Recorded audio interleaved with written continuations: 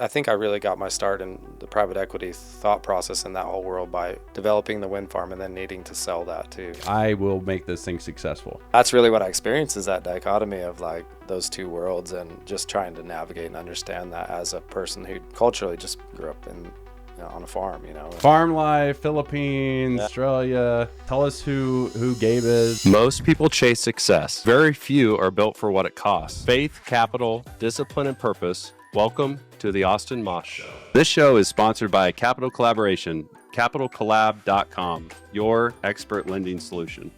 If you care about health, longevity, and what you're actually putting into your body, this episode is going to challenge some of your assumptions. I sit down with Gabe Orr. He's the founder of Plainview Beef. He's a fourth-generation modern cattle farmer who spent over 12 years living in the Philippines, where he was involved in ministry, helped build and eventually sell a wind farm, and then came back home with a very different lens on stewardship, systems, and responsibility. Gabe put it like this: most of what happens in the food system happens out back, not out front. So we talk about what actually matters, what the animals eat, what gets added or skipped, and how the system quietly rewards speed over quality. We get into real specifics like how a cow can eat 100 pounds or more of forage in a day, and why the compounding input matters for nutrient density. And just as a side note, the beef sticks are honestly incredible. Clean, savory, none of that weird filmy taste or sugar junk, which definitely caught my attention as someone who leans towards a carnivore diet. There's no pitch in this episode, but Gabe did offer all the listeners a discount, so I appreciate you, Gabe, for that. Thank you. And you guys can all find that below. All right. Welcome everyone back to the Austin Moss Show. I'm your host, Austin Moss. And I'm appreciative of our guest we got here. Drove all the way up into Kansas City. I love what he's doing. I love his background. And so I'm going to let him talk here in a little bit. And so Gabe, I think we can just dive into stuff. But you have a crazy background and transitions and all kinds of stuff that I'm loving to get into. And with my carnivore background, beef's a big thing for me. And this will be a fun one. So yeah, tell us who Gabe is, where you're from, the cattle ranching background, and just kind of who is Gabe Orr? Yeah, thanks. Thanks for having me, Austin. It's great to be here. And it's always just a privilege to get to do something like this and spend some time learning about people. And I wish the spotlight wasn't on me and having to tell lots of stories here, but here we go. I'm a fourth generation, born and raised, and my family's all from near Dodge City, Kansas, Fowler. Okay. And they've been in the cattle business for as long as I've been around, for sure, and longer than Dad as well. But I grew up in eastern Colorado, so we had a potato farm and we ran cattle in the winters, and just had a just farming life. Just kind of felt like simple is what it is, and really enjoyed the time on the farm, and then kind of started branching out. Obviously went to school at Oral Roberts in Tulsa, and then from there started traveling the world, really. So yeah, no, I wanted to dive into that. We talked about that a little bit. So traveling the world, you were in the Philippines for over a decade, right? Or something like that. Yeah, tell us about that. Where did that sounds so random. Why? Right. I the only Philippines I knew of was you can get low cost employees if you call any hotline or any customer service line, you're most likely talking to someone in the Philippines call center. So that's all I know about Philippines. I know there's other cool stuff and that, but to be out there for over 10 years, what was that? What is that? So I guess just there's always something that connects you. Well, for mine, it was a girl that got me overseas. And so my wife, I met her at Oral Roberts. She was recruited there to play basketball. So she finished her time there. And then started playing professionally in Australia. Oh, wow. So I did what every good guy would do if he's chasing a girl. I went out there, and we kind of did I traveled around, just supported her playing basketball until her career came to a quick end. She had some knee trouble, and after 2 years of playing, she was basically not able to play anymore. And so we kind of just thought, well, let's go to the Philippines. And I had a 3-month deal where I was looking into some stuff there, and we thought we'd just travel and spend 3 months there. And we got connected with some people that were, it was really just right place, right time. And we just felt like both of us were in agreement. We felt like we should stay, and we were just newly married. And so, yeah, how did we get in the Philippines? How did we stay for 12 and a half years? I think it was 3 months at a time. Yeah. And it was just like things were happening so fast, and we just felt like we should really be a part of it. So we just sort of rolled up our sleeves and did what we could. So you went from, that's just crazy. So she played pro basketball in Australia. Yep. And that's interesting. I didn't know that. That's cool. So, and then she got hurt. And so then, but what were you guys talking about? What were you thinking, like Australia to Philippines? Yeah, there was honestly no thought process. So it was like, let's go. You're like, you're going to go with me? Let's go. I like you. Wherever you're going, I'm going. So like, obviously we were married. I had worked in Australia for like a year and a half, 2 years while she was playing basketball. And then the Philippines was just kind of like, let's try it out for 3 months. We'll have a holiday. You'll make a little money. It'll be fun. Yeah. That was kind of all the thought that went into it. And then it was time to sort of leave. And she had some connections with basketball and some teaching. And she's like, I'd like to pursue this at an international school there. And I was like, well, I'll support that, you know. Like basketball coaching or? Basketball coaching and Okay. doing some English and Bible teaching, actually. Oh, nice. And so, yeah, let's do that. And then we got connected with a small church, about 200 people there. And the people were just, I got to tell you, like, I felt like I had, you know, my master's had completed it in finance, and I had all this knowledge about all these goals and all these dreams about what I would do. But I felt like I was learning all over again how to live life from people that just lived on a dirt floor and had 10 roofs. And there was just something about the way that they lived their life without anything, but yet so happy and so rich in family and in relationships. So we just began to really, I felt like, got life break down a little bit and just really slowed down and felt like we were really just grateful for learning every day and just felt like we should stay. So we dug in and did that. Yeah, that's powerful. So I've had the similar experience of, you know, getting into some of those third world countries and just seeing stuff that we don't see, you know, in the United States. And it's really like, you know, I almost did myself a disservice for so many years of just like giving money to these different charities, but never actually going and seeing like what happens there, experiencing it. And it's just like, it's a whole different level, as you kind of mentioned, like even just being there. I don't know if you're down there doing anything specific, but just being there and experiencing like the culture and how they don't, I'm assuming it's kind of similar where it's like, I do stuff in the Dominican and it's like, they're so happy and joyous, but they have nothing. And it's like, what do I have? What are my problems really that, are they really problems? Right. So, yeah. So what'd you do? How long were you, you said you were about time to leave and. Yeah. So like it literally was a 3-month deal where we were looking into some investments and some things I could do in business. And quickly it was like, no, that's not a good idea. So my wife was going to finish out her teaching and we thought we'd leave. And it was like, we got to the time where we thought we'd leave and we both looked at each other and like, I don't think we should go. I think we're onto something here that's going to be transformational for us. And so we're serving at the church. How can we help? What can we do? And the savings was starting to run low and we're like, we should probably go. And, but it just felt like no. And then doors began to open up and I, kind of got involved in developing a wind farm over there. And so just from scratch, we started getting contracts, getting signatures, land areas for wind over projects in the Philippines. Yeah. And so that's crazy. So where did that come from? Like, did you know wind farming? Did you know energy or like how did that? Yeah. Because I think a lot of people listen to on my show and they hear these different stories from people and they're like, I want to do that, or I want those kind of opportunities, or how do I get, like, I want to do cool shit like that. Like, but I think there's a mindset to it that's not just the opportunity presents itself. I think there's other things that go into it. So maybe talking through that with that specific scenario, like how does that kind of stuff come together? Because that's happened multiple times for you, and I'm sure we'll talk about that. But maybe talk through that with the wind farming and what, like, one, how did it look, you know, logistically, but two, like, what were you thinking through? How did you get into those doors? What all did you have to learn in that process, especially in another country too, right? Yeah, I have to give so much credit to the people around me. I think, you know, it's kind of like meeting people at the right place at the right time. And then I think also my dad was involved in actually on our farm growing up. So became a big area for wind farm development.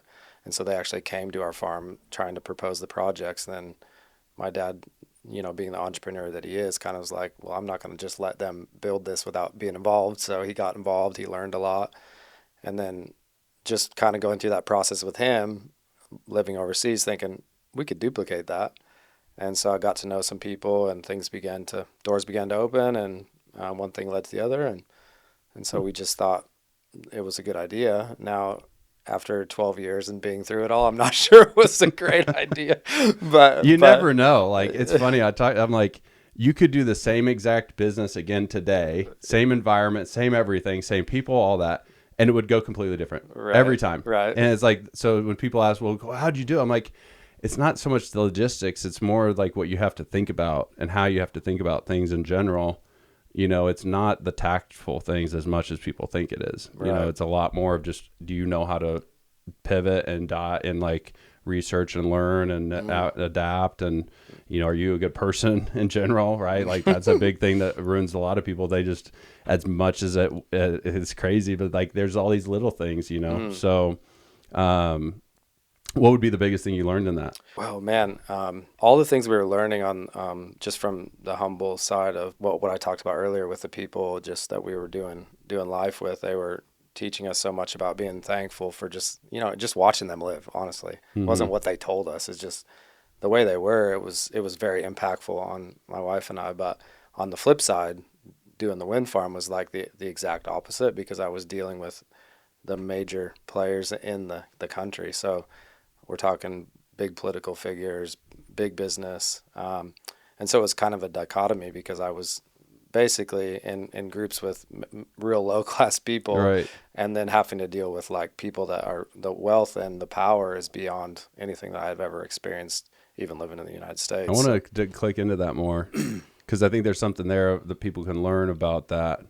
What were some of the, like, if you were to pick like the 3 biggest differences with the people that you knew were just solid, good people, but they just didn't have a lot, and how they lived their life, how they thought about like their future and success versus what you saw with, now granted, no, it's nothing's probably blanketed, but I'm sure there's a lot of trends and things that you picked up on being an American, living in another country, dealing with Americans and internationals at every level of spectrum across there. Like, what were a couple things that maybe stuck out that were like, man, I did like a revelation of like, wow, I did not ever think about it that way, but that like this happened, or this, through that situation, because you were seeing that duality, right, at the same time, probably a lot. I'm sure there's some interesting things from that. For sure. I think one thing I'll say about, and if you know any Filipinos or you ever been around them. So we had a call center in the Philippines. I had a manager and 12 employees that we had full-time benefits, all that stuff. So so I know a little bit. We were in up in Clark. Yeah, I know very well. Yeah. So beautiful people, first of all, and they're so honoring, and so the humility of that nation is just unparalleled. And so I can't say enough good things about that. But I think on one sense, they're so honoring and so accommodating to foreigners. And then on the other sense, you have another side of it where they're looking at you like, how can I suck him dry before he gets out of here, And so that's really what I experienced, is that dichotomy of like those two worlds, and just trying to navigate and understand that as a person who culturally just grew up on a farm, in a small town of 3,000 people. And so just never even thought that I'd travel. Like, it wasn't something that I thought about. So I think just diving into all that and having to learn and navigate my way through it was certainly something that I learned a lot. I made a lot of mistakes, but it definitely is helping me and has helped me, and just a rich experience. So I'm not sure if I directly answered your question. No, that was great. You got me thinking though too much. That's not a good thing. So I grew up in a town of 2,500 people in Western Kansas, very close to where you were at, and kind of had those opportunities to like spread my wings and like experience some different things similarly, not in Philippines and all that craziness, but in my own way. Right. And, I just appreciate that so much, because I had that a bit, like growing up, I was bouncing back and forth between farm life in the summers and winter breaks on a farm, doing farms, and selling sweet corn in town, like that whole thing, to then coming back out here and playing at a 6A school and playing AAU, and like everyone of my friends here, they go to Europe, they go to Florida, they go to A1A, they go to New York, like all this stuff. And then I'm like going back to Western Kansas, and it is a different thing. There's pros and cons to both, I learned. But the best is if you can like grab the good heart deep benefits of both and combine them, and you can take that wherever you want. So I wanted you to talk a little bit about that, because I know that's something we haven't even really talked about before. But what was that like for you, being able to, not just the Philippines, not just Australia, but just being in and around, like exposing yourself and not limiting yourself by just staying back and farming? Because like I had that opportunity too. I think a lot of the fourth, fifth generation, they want to make an impact. They want to do more interesting things. They want to, they're not fearful to go try stuff, and they know like they have the breadth behind them to actually make positive impact in the ag community and all that stuff. So maybe just talk through that a little bit. What comes to mind on what you think, how you think about that, what you've learned from that world. Yeah. Great question. I mean, you grow up thinking I'll just take on the farm and just live dad's life or whatever. And, I gotta give my parents a lot of credit, because my dad is just a big thinker. Like he's a great farmer. He was super successful, but he was always pushing the limits, pushing the boundaries, and really just energized by really expanding. So I think I grew up around that, and I think I always thought, yeah, farm's a bit limiting for me, so I'm gonna get out and do something bigger. Mm-hmm. That's what I thought. And now I sit here today, full circle, come back to like farming. Yeah. And so it's like, that's a great question. It's like, I feel like if I answer it, it's like I've done this full circle, and now I feel like I see so much value in the farm life and in my family and what they've built all these years. And I feel like I need that now. Coming full circle is like, I've seen a little bit, I've had a little bit of experience, but there's such value in family and in integrity and hard work and things I feel like we're getting away from, sometimes as a society, that I feel like need to be embraced. And I think not only that, but if you can put that together with a big vision, I feel like rural America is not dying. I feel like there's a real opportunity for it to flourish. So that's great. No, I can see it and feel it too. I mean, with K-State being a big ag, and just so much money and focus being on ag and what the problems are and health. So I want to pivot a little bit and talk Plainview beef. Yeah. You brought some beef sticks up, what I appreciate. And I this is the most exciting part I wanted to talk about, because I'm like obsessed over carnivore now. And a lot of people are, and I've been on it now for almost 2 years, and it's changed my life. Like, it's crazy.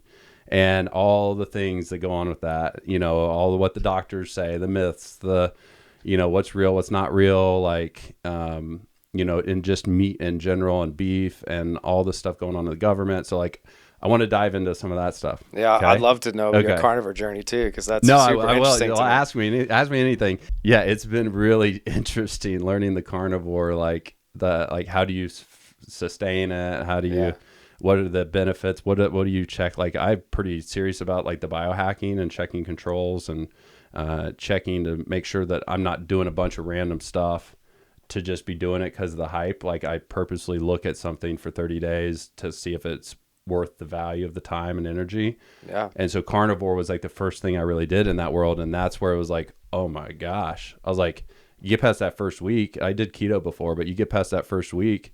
Keto was just hard, tracking all the macros. It wasn't sustainable. I got a lot of things going on. I don't have any time. I don't have a big family that we can meal prep for a bunch of people. I'm just moving around a lot. So I was like, so with the carnivore, I'm like, once I got past that first week, I knew the keto flu kind of thing. Like the first week, you're switching from carbs and sugars and all this stuff, and then you go into just meat, and you have 0 carbs, 0 sugars, 0 veggies. It's bad. Like, that's the idea of carnivore. It's crazy to think, but vegetables have carbs, right? And so these doctors that have been doing it, like my dentist, I found out has been on it for 5 years. Like, loves it. He's in the best shape he's ever been. He's like in his 70s. And so I start getting these affirmations of like everyone in my life, and they've done the blood work with the doctors, their cholesterol's all down. And I'm like, where is this myth coming from that like if you only eat fat and meat, that like bad things are going to happen. And that's like, the more I'm in it, the more I'm like, that's such a fake thing that's out there. I'm like, this is crazy. We've been tricked. Where did this come from? You know?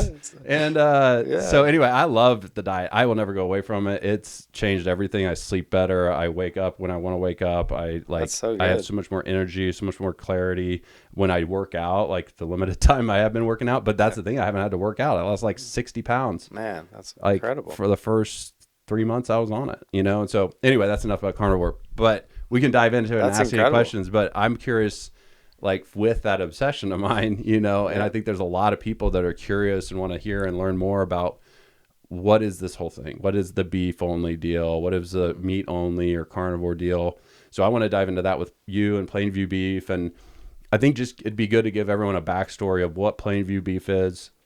How does it differ from the cattle ranching versus the actual, like, all this new innovative stuff, right? So maybe kind of talk through both of those and bridge them together a little bit for people. Yeah, awesome. So Plainview Beef is just really taking, you know, 4 generations of raising really good cattle and taking the practices and all the things that went into that, and then taking a step back and saying, okay, now what would it look like if we make the health and the nutrient markers in the beef that we eat the main focus? What things would we change in the way that we raise cattle? And so taking that step back and saying, okay, if I could create a brand called Plainview and keep it all in Plainview so that people could understand what goes into the beef they eat, what things would I be okay to show, and what things would I want to do behind the barn, you know? Right. And so what I wanted to do was create a brand that people could understand and feel confident that I'm not just going out and doing things behind the scenes that are creating downstream effects in the food.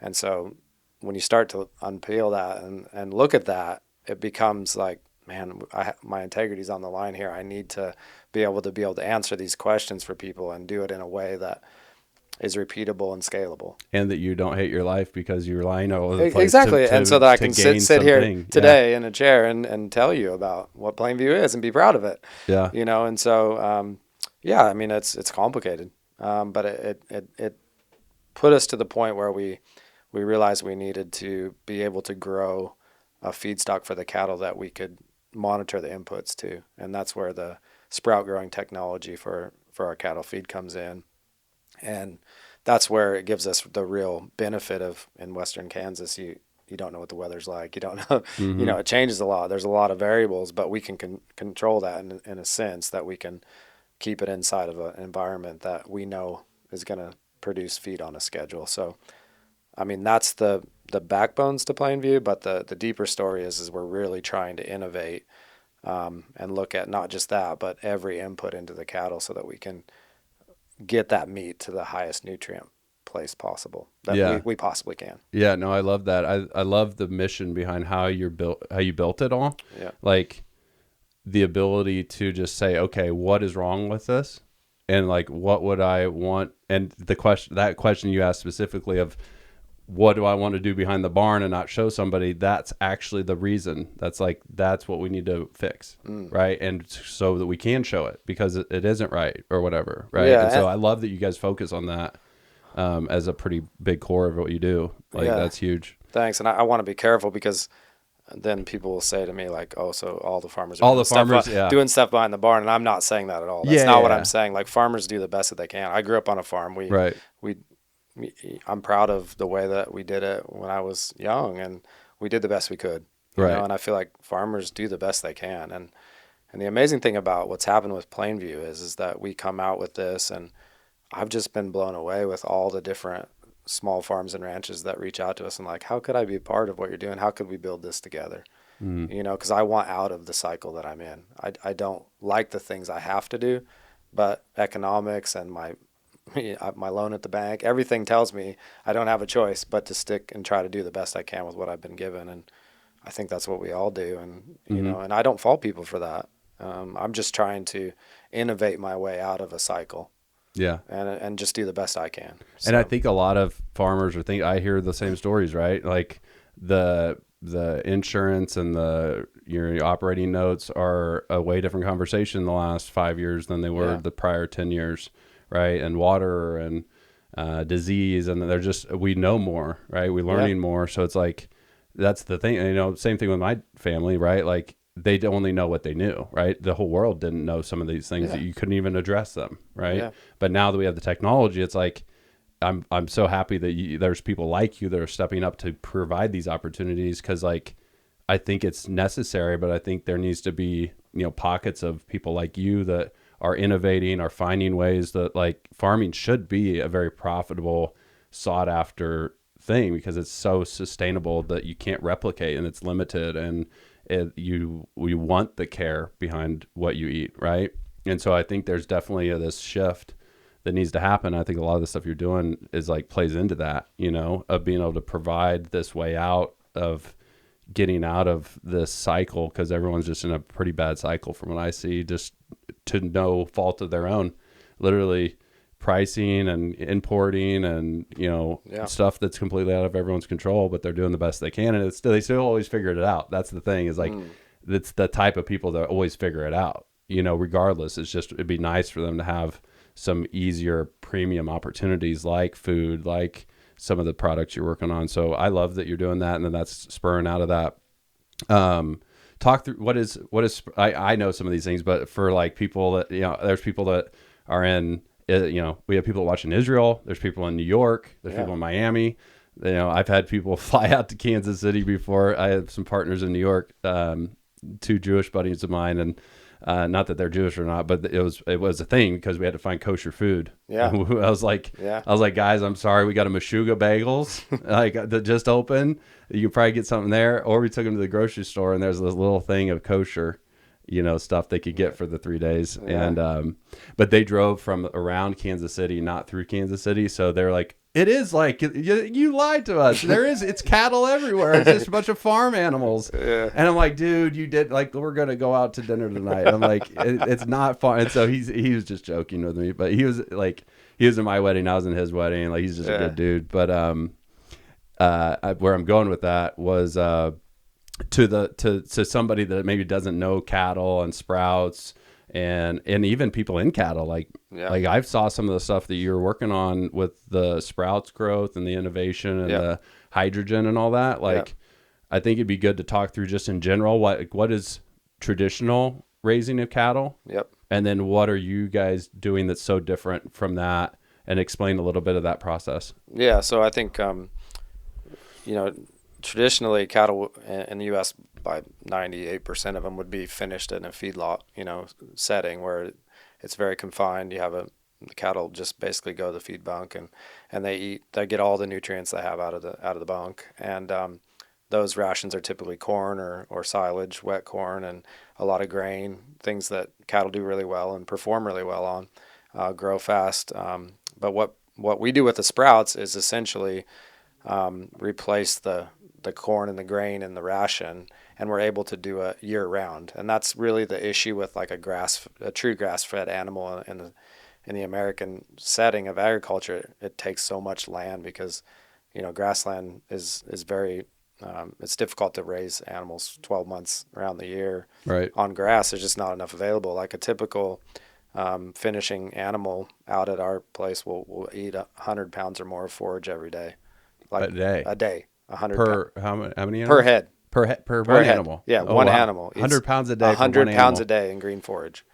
So versus how much weight in corn and silage? Oh, similar. Okay. Similar weight. So, but if you had to just put them in a pasture and say, go find 100 pounds of grass to eat, like, they got to roam far and wide to eat that. Yeah. And you're limited, like, and that's, you're in western Kansas. It's not irrigated. Exactly. You're not in Iowa. Like, growing sod farms is like, why would you even think about doing that in Kansas? And how are you going to do it? Winds and heat. Right. Like, you scorch the whole thing in a day. Exactly. And what happens if it snows? What are they going to do? Why sprouts, grass? So that's the reason why sprouts, because we can grow, and we do right now harvest 4,000 to 5,000 pounds every day of fresh sprouts. Okay. So that'll be enough to cover about 100 head. Mm-hmm. And then, those things can easily be scaled. Same system, just plug and play, scale that. So that's like our baseline feed that we know every day we can feed fresh.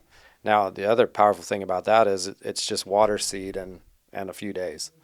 And it grows, a nice green foliage for the animal to eat. And then how much, it was like, when do you harvest, and like how long does it take to grow that? So that's some of the real technology science behind what we're doing. We're harvesting at day 5 of those sprouts, and the reason for that is the plant hasn't yet hit photosynthesis. So it doesn't actually use the energy to grow the plant. It keeps the enzymes and all the healthy, protein energy sources in the root system ready to actually kick it into the green growth. And so we feed it right at that point in time, and the cattle get the roots. Yeah, with the roots, and the cattle get the benefit of that. Wow. So does that dissipate in your research you've seen once it hits that next day or two? It's like a major dive. Really? Every day from that day on.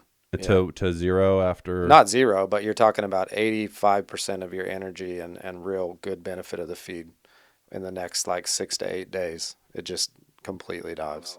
So that's the science, kind of what we've done and cool. Kind of seen, and that's the real benefit of the sprout growing thing. And the other side of it is you get the nutrient density and the enzymes that the cattle get, and we see that in the health of the hide. The throughput all the way through to the so like meat. Like you can go to, it was a fad for a while, wheatgrass shakes or wheat sprouts that you would eat in your salad and things like that. So it's very similar. Like for the cattle, they do really well on that, the enzymes and the different things that they get out of that young growth plant. So we've seen, for instance, like the rumen of our cattle. If you were to take that out of one of the, like we took it out of several of them all the time when we harvest them, that rumen, it looks like a shaggy carpet. Like there's what is rumen? So it's the stomach. It's where they digest the food, because they have a couple of stomach chambers, right, that the cattle digest. And if you take a lot-fed animal that's eating corn and silage and stuff like in a feed yard, that rumen's going to look basically like a smooth tongue or a piece of leather. But if you take one out of ours that is eating sprouts and green forage, it looks like a shaggy carpet. And the difference there is that it's so healthy. It's growing microbes. It's growing all these things that help it digest food. And what they tell us is the animals really produce the omegas, the vitamin E, vitamin B, A, when their stomach environment is so pure and healthy. And so because their food is able to be easily digested, then they work on putting nutrients into the beef. So that's kind of what we're seeing.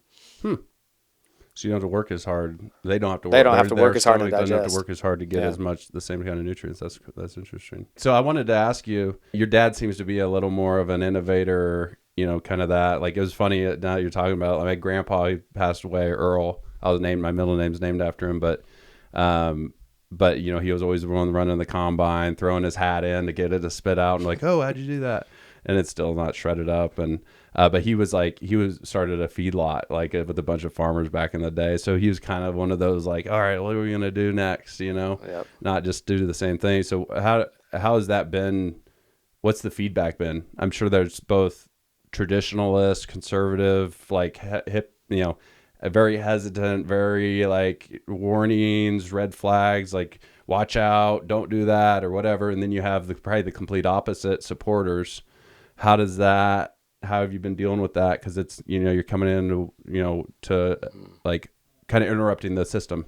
Yeah, great question. You're going to get me in trouble before I leave here. Hey, it's fine. You speak from the heart and truth, so whatever happens from that. But you can say whatever or as much as you want to say. But I think No, you're it's good. just real stuff. It's all stuff that people know, and it's just, that's what I want to do on this show. Like, there's things that people like. That's really why I started this show. Was like, I've learned a lot in my career and my failures and successes.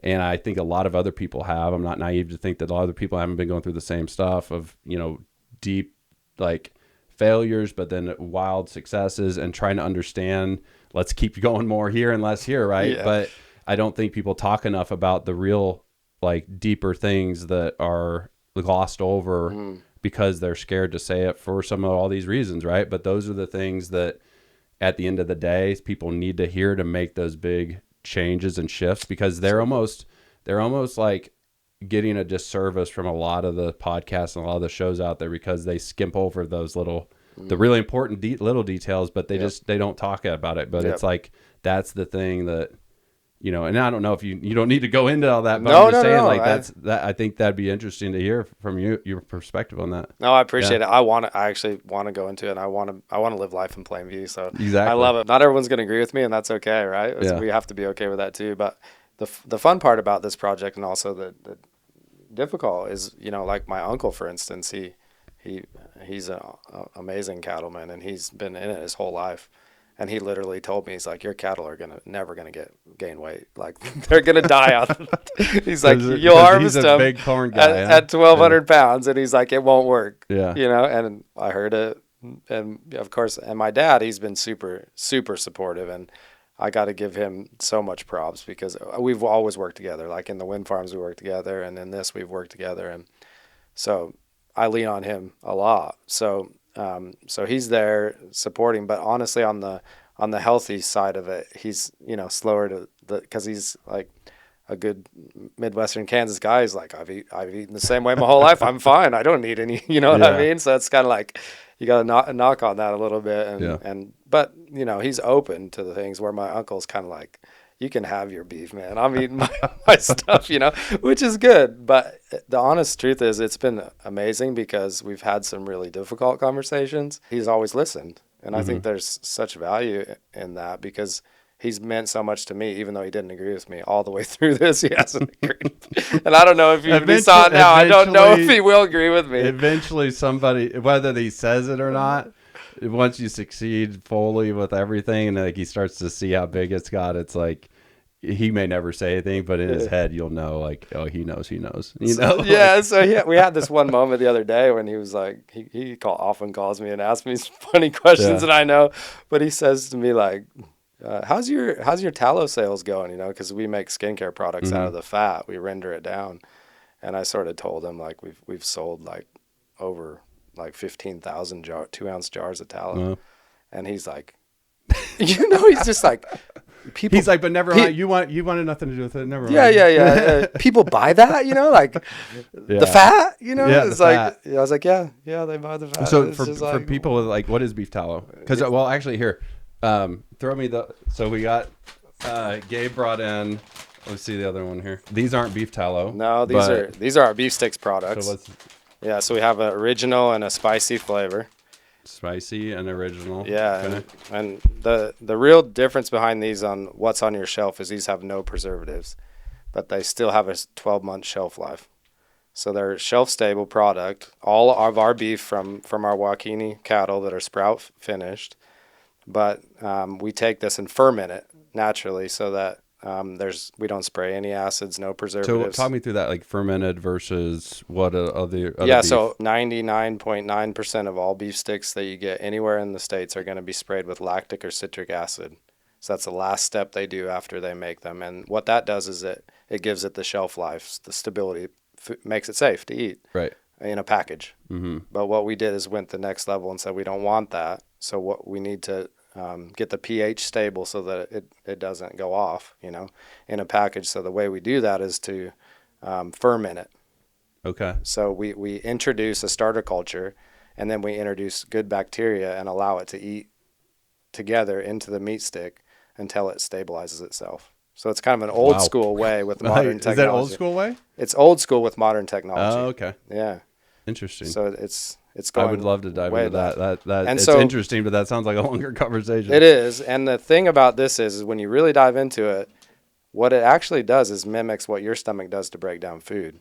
And so when you eat this, you'll notice, or people, you may have, but people have already noticed that they couldn't eat other beef sticks, but they can eat these because it's as if it's already been started to be digested before it gets in your stomach, so your body can really absorb the nutrients that are in it. So anyway, that's the science, the geeky side of it, but that's pretty exciting. Yeah. That is cool. What do you like better, the spicy or the regular? I love the spicy. Yeah. I'm kind of like, let's go big or go home.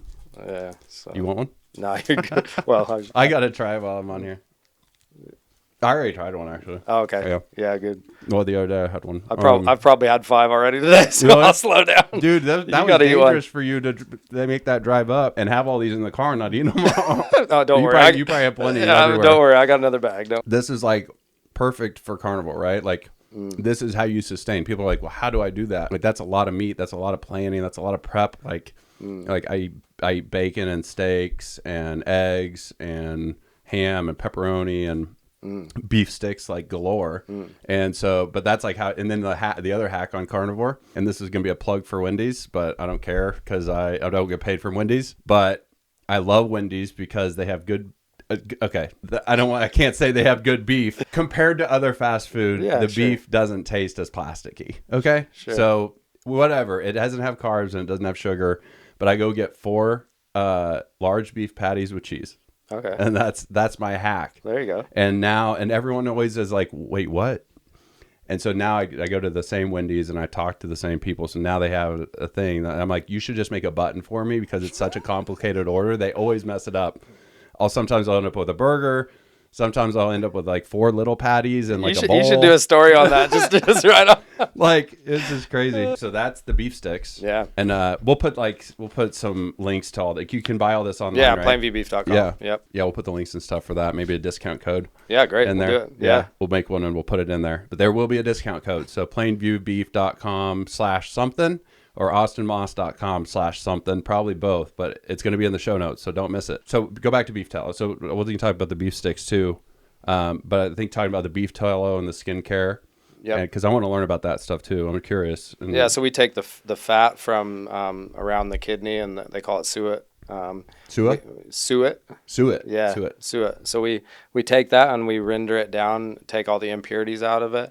Render it at a very low heat, just above the heating point where it kind of melts, and then we take that and infuse different essential things like essential oil, or we infuse herbs and whatever we can to get it to smell good, and also have benefits for healing skin, and yeah, it's just been really successful. What is the baseline to other products versus beef? Like, or are they all using like the beef tallow model versus other type of skincare? Yeah, so other skincares are using like artificial ingredients to come out with the creaminess and the things that you rub on. So I think when you start to get down the rabbit hole of that, it's like a lot of the origin of those products are something you probably, first of all, there's kind of this thing in the world of like skin products, like if you can eat it, if it's safe to eat, it's probably good to put on your skin. And so if you start to look at that, you can find a lot of innovative products that are safe to eat and they actually really do good for your skin. So it's kind of like sunscreen. I think we're starting to find out there's a lot of problems with sunscreen, and we do have an alternative to that using tallow. But well, that's awesome. Yeah, no, I tried it and it's like I'm kind of on that. Like I'm a straight guy, but like I get Botox. I need it. It's dissipated, but I do the Botox and the dermatology stuff, and it's like funny. They're like, "You grew up on a farm?" I'm like, "Yeah, we're not as like hippy dippy, scrungy." It's actually kind of funny, like a lot of those preconceived notions about farmers and stuff. I'm like, actually, I know there's some really smart tech, like engineers and tech guys and interesting people that travel the world and go all over the place. You just don't, you think that like because they wear a cowboy hat and boots during the day that like they're like some like ho hum farmer Wild West kind of thing or something, but there's real people doing the same stuff. But so talk about the beef sticks, and then you have the premium meats and everything. But talk more through like what are you guys looking at and paying attention to and learning in and around the health science, and like what do people care about? What are you guys looking at? And what do you still have yet to do that you really see as like one of the best, like one of the most impactful things in this market that you guys are trying to accomplish, that a lot of people are, that maybe hasn't quite been there yet, but that you guys are trying to solve for? Yeah, I think one of the, I don't know whether it's innovative or not, and I'm sure there's other people out there doing it, but I don't know of anyone, or that's really, but we're lab testing all of our actual steak that we sell. So we send it into the lab to get the nutrient profile, the full nutrient profile. And when we start to compare that with what we find in the grocery store, we see a major difference. And so I think that's one thing that's led us down a path of, okay, now what could we feed the animals that could get these nutrients up? And when you start to look at that, then there's like all kinds of different things. So one of the innovative things we're doing is we're growing a 7-species crop right out there at the farm, and we're harvesting it and then naturally fermenting that in a very similar manner to what you do the beef sticks. So then the cattle will eat that. and we believe that it'll even further enhance their stomach digestibility profile, which will then enhance the nutrient in the beef. And so to give you one marker that we're really eyeing in on is vitamin B12, and because there's so many studies about how much it's really healthy for your brain function, and like how children do so much better with high levels of B12. And how, which is heavy in energy drinks too, but it's also a natural, like, well, the healthy energy drinks I've seen have some B12 in them, okay, right? yeah. Well, this is all, and I don't know whether that's like supplement. I don't know how that's done, but this is all natural, right? And so we're super excited to say that ours are like 70% higher in B12 than the normal corn silage fed. Just another off-the-shelf product that we send in the lab. If you do a direct comparison, it's about 70, even maybe even more than 100% higher in B12. Oh, wow. So that's just one marker. Now, and you attribute that, like, from the science side, to what exactly? I attribute it to, it's kind of the age-old saying of like, we are what we eat, in a sense. Like, obviously your body uses things in different ways, but I think the cattle are a little bit that way too. We're seeing that direct correlation to what we feed them and the nutrient that comes out the other side. Even in the tallow, in the fat that the animals have, because they store a lot of the toxins in the fat, actually. So you can really see it to show up. So the fat's a lot better quality fat. I mean, that's absolutely. That's a question that most, like, a carnivore guy would probably ask you, like, so in my ribeyes, will I have better fat content? Yeah. And it's like, it's important. And so I have the lab result. That's a very wide experience that I've seen, like, eating a lot of different ribeyes and different selections, is like the fat. Like the beef, it's still the same thing too. Like, you can have wide ranges in quality of beef, but the fat is where I start to see it most obvious right away. Is like, man, I don't know if I would I can render that down enough to like chew on it or eat it, And so, and you keyed on the biggest difference between our beef and other beef is the way the fat is when you eat it. Yeah, like I'm more excited now. Now I'm hungry, and now I'm like, are we going to? We got to get some. We need to go take some steaks to 801 and be like, hey, can you cook these? We don't want yours. There you go.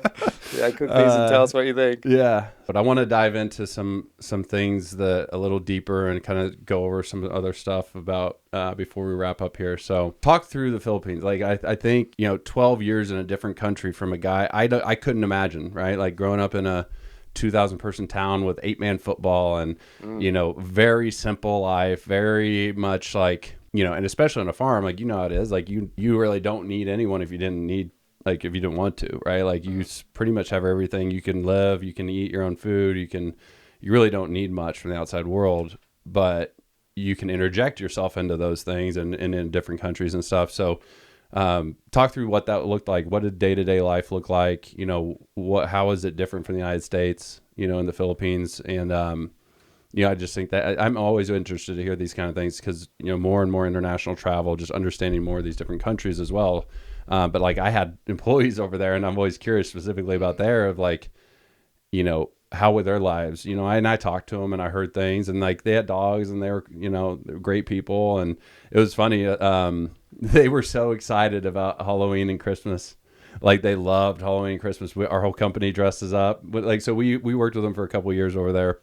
And then COVID kind of threw us in a wrench, and we had to wind it down for a little bit. And then I think we may open something back up because it worked out pretty well when we were over there. But so I've learned some things, but I'm just I kind of want to partially, like, were those real, or is that just like what I saw? But being over there 12 years, I'm sure you have a lot of insights of things that you learned and, experienced.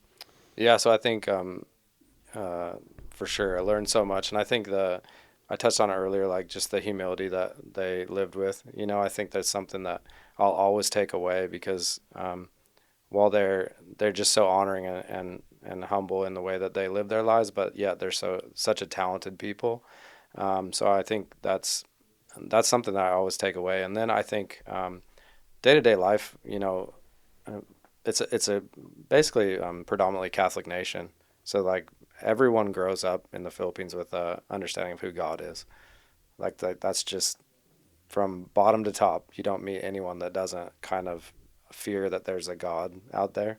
But I think what was really cool is to see what happens when they realize kind of what, just the story of the gospel, just the pure story of what Jesus did. And I think when they come in contact with that, I think it's so freeing and liberating. And I think that was the life-changing part of it, was seeing the transition in their lives and realizing that this is what life is about. This is what brings lasting happiness, no matter the situation, no matter the circumstance. Because I saw people living in just crazy circumstances, but like the joy and the way that they lived their life with such passion was just incredible to me. Like they would serve with such passion that you just like don't see. what's an example like that you don't see around here? Like they would do things for their neighbors. They would give like what we would consider a massive gift if you took it in proportion to what we have. Mm-hmm. They would give so much, like invite people like in. An example, like example, a story like, of one.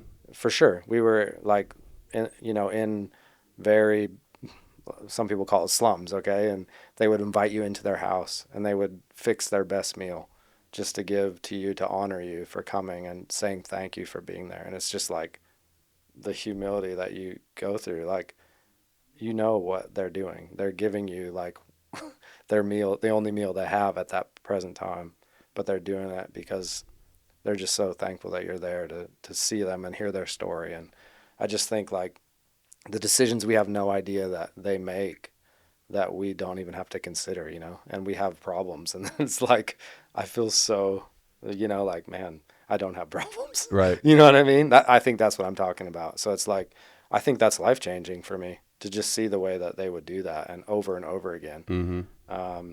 And so it always made an impact on me. And then I think the simple trust and obedience to just follow what they believed was right, Mm-hmm. irregardless of how it was going to work out. I think it always stuck with me too. Yeah. No, that's really interesting. I could never imagine living in another country for 6 months, let alone 12 years. Yeah, that's crazy. So, okay. And I kind of glossed over it at the beginning, but like, you're married, kids, Yeah. Talk through that a little bit of, did you guys have kids while in the Philippines? What is that like for them, of farm life, Philippines, Australia, dad's now not just a farmer. He's doing these business things in New York and private equity. Yep. And I think after that we can kind of dive in and wrap up on some of the private equity conversation. Sure. But so married 17 years. Katie and I were, she played basketball, obviously I mentioned in the beginning, and then she kind of taught at school and then taught in the Bible school and did some different stuff there in the Philippines. And then we transitioned at COVID to go back to Australia. We've been trying to have kids for our married life, and it just never worked out. And then through just amazing things, we were able to fall pregnant when we moved back to Australia.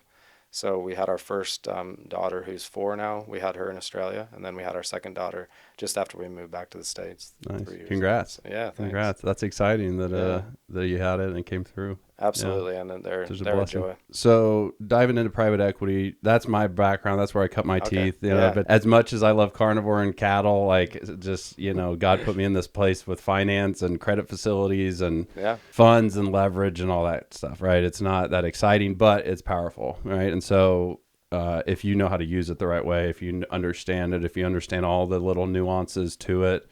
Whether it's private equity, venture capital, raising a credit facility, friends and family, angel money, at every scale, right? So I just want to dive into that a little bit because you have a background in that's a little diverse and not just once or twice, So I think talk through that from your experience, like, where you were, because you raised or involved in raising money and meeting with investors on solar stuff internationally, and then, completely almost different, I feel like, just knowing what I know in that space of then go into cattle ranching, farming, ag, innovation, hydrogen, sprouts, this whole world, right? So talk through what that looked like for people out there that are going through that right now, right?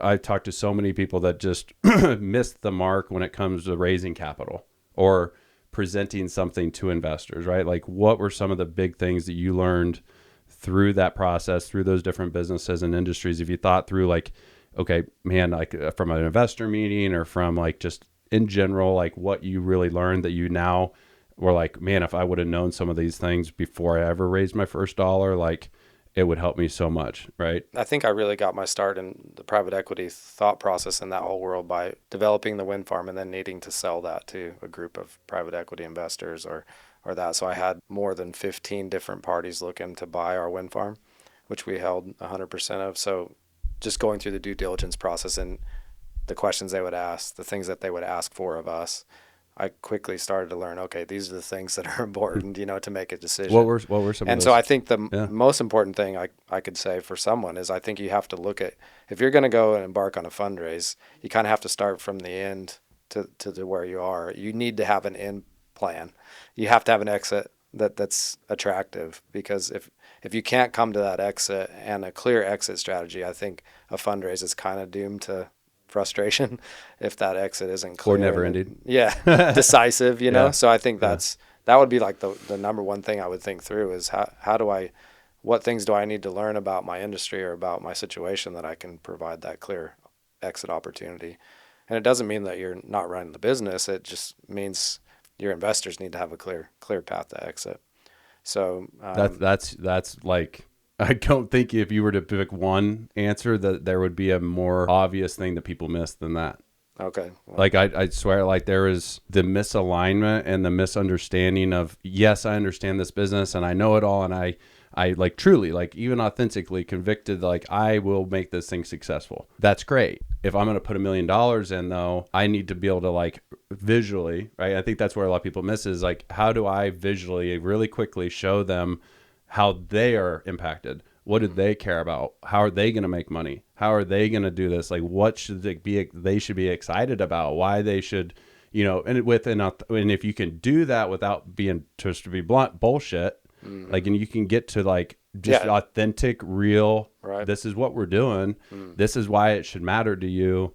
And so many people just go in with like thinking like bells and whistles and features and benefits. And man, the biggest one is like the total TAM, like, this $52 billion market or $12 trillion market. I'm like, cool. Well, I don't know what that means for me or you, but that's great. So I love that you hit on that, because that is like one of the biggest things a lot of people miss. So you had to learn, like, did you have to learn through that? Like, did you figure that out early on, or? No. I learned by making mistakes, by making pitches, and I learned the hard way. Yeah. But you got to have that. And then once you have that, then you got to, then I guess, like you said, you can't just make a model and make it end well. Right. You got to be able to substantiate the exit strategy then. Right. So that's why I would say you got to work from that place and then develop that, and then I think it's the next thing I would say is you have to have a little bit of a thick skin then as someone pitching, is because not everyone's going to love your idea as much as you do. Right. And you got to be even family. Yeah, you got to be a little bit balanced. Just like my uncle. I mean, I love him to death and he's been super supportive, but if I listen to everything he says, I probably don't have confidence in my pitch, So you got to believe in what you're doing, and sometimes you got to be turned down and listen and that listen part's important. Like, how do you decipher that? How do you discern through, because you have a lot of people speaking into your lives, and some of them I would assume some are very successful, but some may not be. How do you decipher what to listen to, what not to listen to, like because that can really distract a founder, an operator, if they have too much of that or the wrong kind of it, right? Absolutely. And I don't probably have an earth-shaking answer on that one, but I feel like you have to, I think there's value in things that everyone say, even if it's harshly, comes off harsh. I think there's something to learn, but I think it's how you apply that and how you receive it, So I think it's really important that you don't lose yourself in the midst of trying to be what someone else wants you to be. Yeah. So I love that. All right. I think we're going to wrap up. I'm going to give you opportunity to this last question. So if there's anything you're going to leave, all these crazy experiences you've done, and you're talking to 17, 18, 19, maybe you're living on a farm right now. Maybe you're getting ready to go to like some ag school, or you just don't know, right? Like you kind of want to, but it's not like, I want to do what, maybe Gabe's doing. Like, how do I do that? How do I, maybe not exactly the same, but I just want to do more. I want to innovate. I want to help the farm, but I don't want to do it in the same way. Like, how could somebody, from the mental standpoint, really run with something that's outside the norm, right? And I think you've done that, and I think there's something to that, like to who you are and what you've learned, that really allows you to, with blinders on, and dive into something new and risky and fear. Like, there's a lot of fear. I know every founder has it, right? Fear and anxiety and all these things, especially when if you're doing something traditional, but then you add in that you're doing something different on top of that. What would you be telling those 17, 18, or 19-year-olds that are wanting to do that? Like, what would be the biggest thing for them from your experience that, like, they need to be thinking about, they need to be in check on? What would that thing be that you were talking to Gabe back at 18, 19? Yeah. I mean, for me, I think I can't get away from this answer. It wouldn't be authentically me if I didn't give this answer. And it's that you got to believe in something bigger than yourself. And for me, that's the Lord's work in my life and through what I do. And I believe that everything that I put my hands to is an act of worship to Him. And I believe that He gets involved in what I do. And so I think that He's, in a way, He's got my back. And it's not that I just do whatever I want, but I've gotten myself into some really messy situations, but somehow I land on my feet, and I know it's not an accident. So I think failure oftentimes holds us back, but I feel like if you understand that there's someone that's advocating for you in the midst of failure, it doesn't become such a terrible thing, So I would say my ability to not be afraid to fail comes from believing something bigger than myself. Enough said there. That was good, man. That's a good one. All right. Well, we're going to wrap up. I appreciate you coming on. Plainview Beef. I don't like doing salesy stuff, but like, I believe in a product, and I believe in this product, and I believe in carnivore, and I believe in, healthy intake into your body. So please check it out. We're going to put some codes in, maybe some discounts, maybe some giveaways. Who knows what we'll get into. But Gabe, I appreciate you coming on. It's been fun. And I'm excited for your guys' journey coming up. So appreciate it. Thanks for everything. It's been All great. right. Thanks, man.